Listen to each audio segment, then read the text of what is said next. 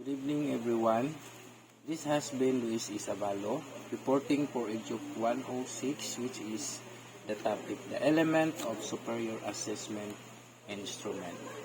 So let's straight to the poem. There are 8 elements to know.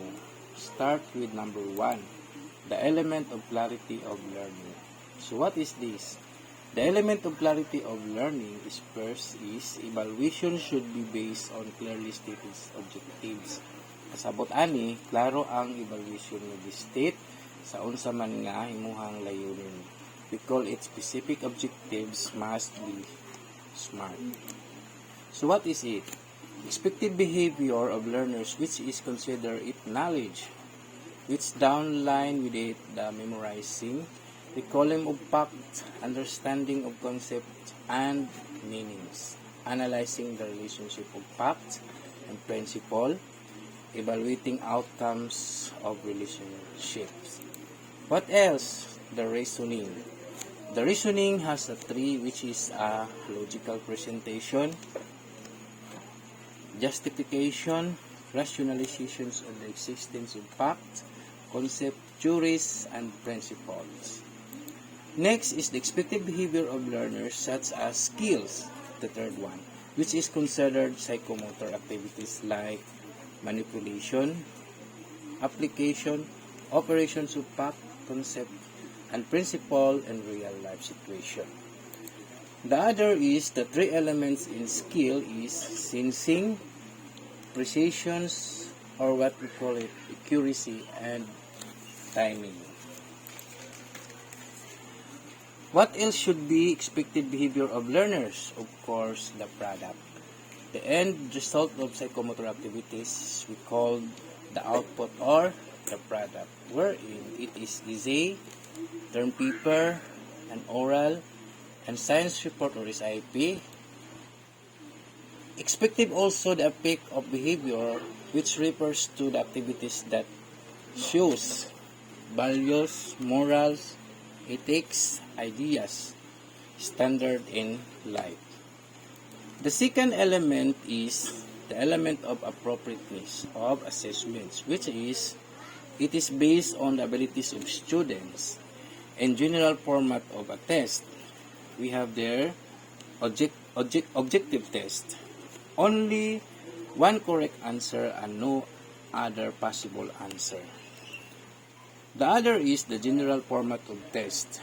Number 2 is subjective test, which is evaluated by giving an opinion about the issues, concept, ideas, and the like. Like for example, why is a barometer one of the most useful instruments for casting weather? So the answer is in a brief paragraph. The other format of test is performance test, or kabalo na ta karong panahon na we are known to this performance task. Now at the end of this lesson, students are required to perform an activity, or we call it output.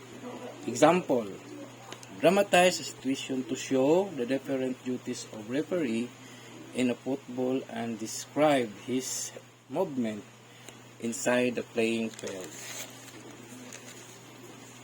Next is the general format of test. Number 4 is the oral reasoning. It is used to determine students' critical thinking and other metacognitive process in oral presentations. Like for example, here, prepare for a group performance on Indian vocal music. Use any of the materials can be found. The fifth one is the observations, which is utilized to determine students' performance, behavior, skills, values, and achievements. It also shows considered as non-test assessment instrument.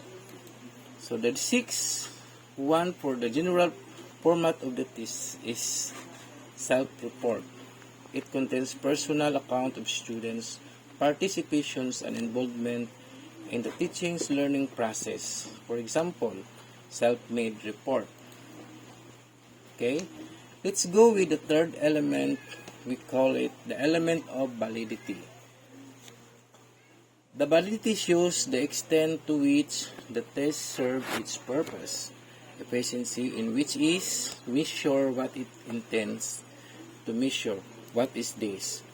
We have a method for judgment validity. We have first face validity, which is whether the test looks valid to the examinee who take it. The other one is content validity. When we say content validity, it shows validators have to ensure that the contents taught as stated and the objectives are similar with the contents portrayed by the assessment instruments. The third method of judgment validity is construct validity. It involves systematic examinations of test content to determine whether it covers a representation sample of the behavior domain to be measured. Next, we have two types of criterion related to the validity or criteria. Number one is predictive validity. It refers to how well the test predict some future behavior of the examinee. Number two is concurrent validity. It refers to whether the test is closely related to the other measures. Okay, let's go with the number 4 element of reliability.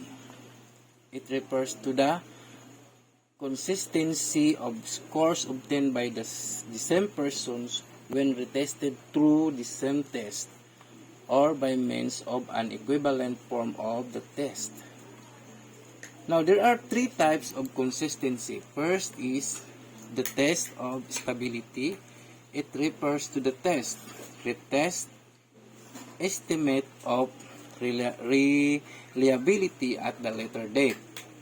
Okay, for example, na ako'y nahibalaan sa DepEd, ginatawag ni nila o PhilErie, it is about reading because reading is a matter of a big thing para sa ilaha nga makabasa ang mga bata. So, gikuha ni nila into three parts, which is the eliminations of these students who are in category na ginatawag nato og frustrations independent or ginatawag nato og non-reader.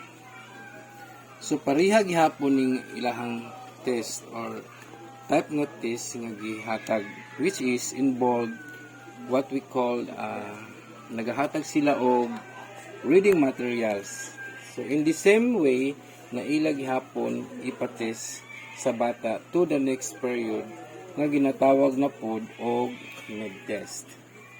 And the third one is the final, pareho gihapon siya, is what we call the test of stability, which is the retest estimate of reliability of a later date.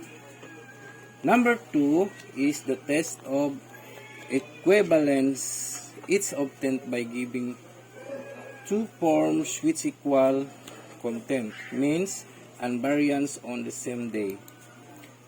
2. The three types of consistency is the third one is the test of internal consistency.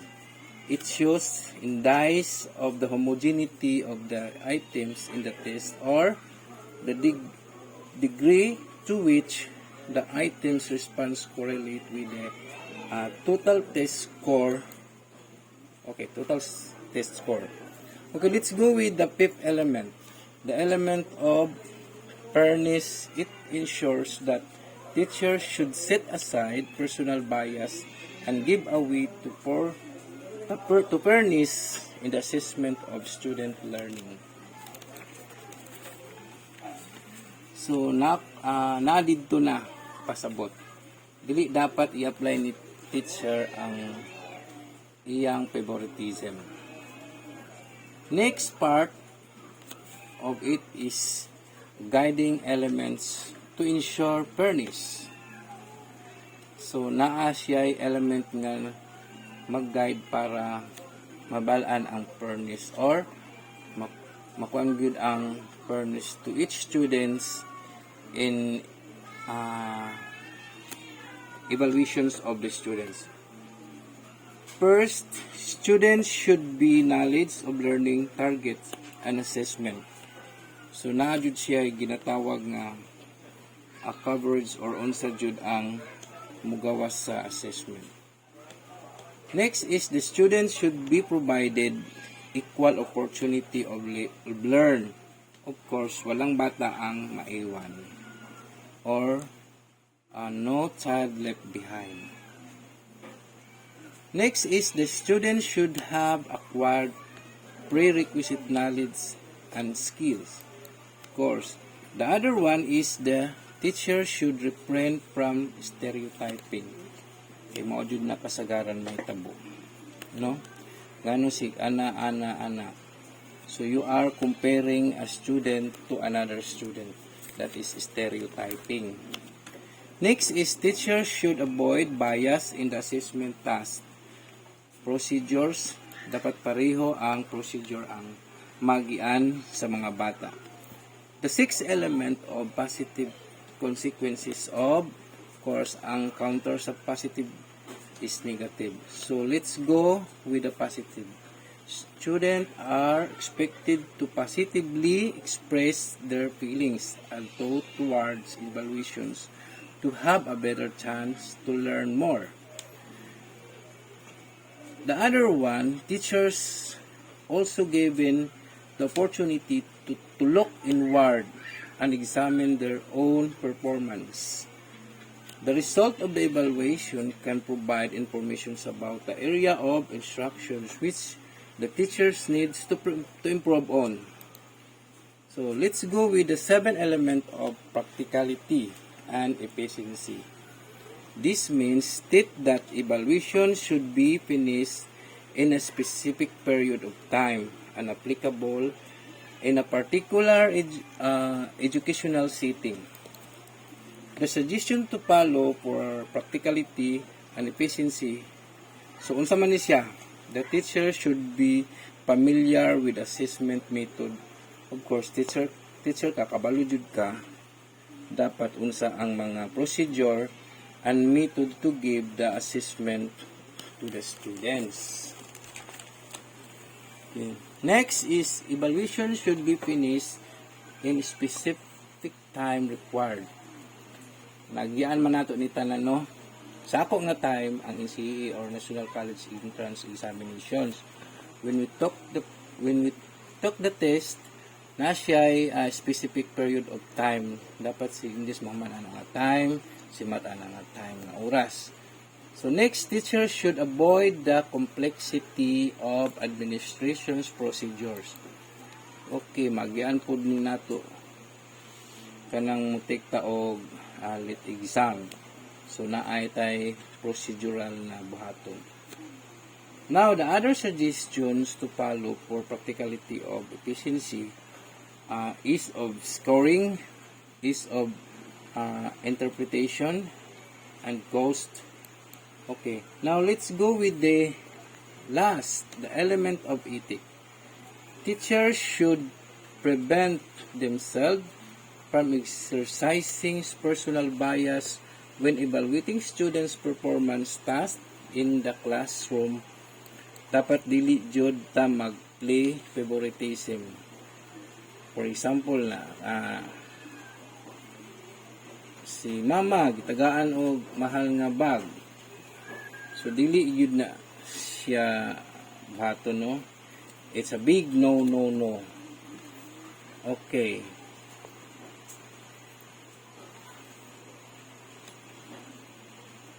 Element of ethics, the result of bias o naa jud resulta sa pagka-bias, ang pagiging bias nga teacher. So gathering data o kanang mag-gather naka og data should remember that there is an information about students like what we needs to be held confidential. Kung ikaw teacher kabalo nga ana jud siya, so naalang jud na sa imuha, no, beyond yourself na wala makabalo ang uban tao o wa kay i-share sa ubang tao, labi na sa klase, no? It's confidentiality. For example, will happen na naa kay student nga na trauma under o kanang natruma kay hapit siya na rape. So dili jud na nimo isulti sa uban. It's a big no, it's a confidentiality. Recording data. So teachers should be extra careful when recording information about student live. So na ako'y nabalaan, no, ginapilapan ko ani sa akong anak sa una katong ginatawag og anecdotal record. Okay. Another one in ethics in assessment, right or wrong, conforming to the students of conduct of a given professions or group.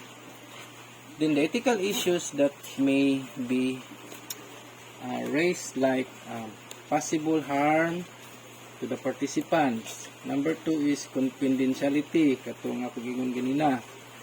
Presence of concealment or deception, or participation to assess students. Okay? That's all, and thank you. God bless you.